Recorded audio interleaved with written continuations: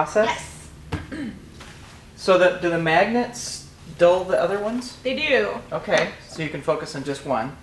Well, inside every note, there are multiple pitches that you're manipulating. Like,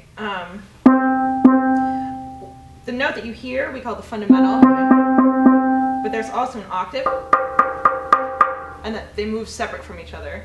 And then a lot of times there's a second octave higher than that. And so that's why I'll dampen the notes that are the same name, because it can give me a false reading.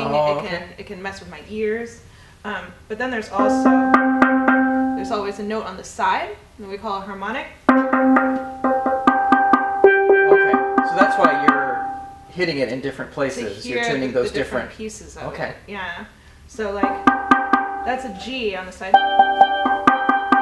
So I'll want to cover up the G's. Okay. So that my reading is correct. Okay. And so yeah, and then this machine shows me, like I set it to whichever pitch I'm tuning, and then if it's sharp, it'll spin to the right. If it's flat, it'll spin to the left. And each of these bands is a different octave. Oh, okay. Then it'll go lower. Right, for the right. lower voices. So I also noticed that you would hit it softly and then you would just whack on it.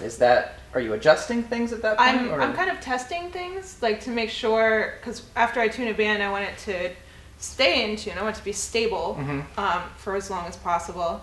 But also whenever you're hammering a note, like you're creating tension in weird places. And so I'll hit it to test its stability, but also sometimes to release some of that tension and let things kind of redistribute themselves, and then I can tweak it again from there. Okay. So each drum kind of has its own little personality. Absolutely. Every note. Yeah. Wow. And that's why it's interesting, because I mean, I have like 10 lead pans here to do, but none of them will be the same job.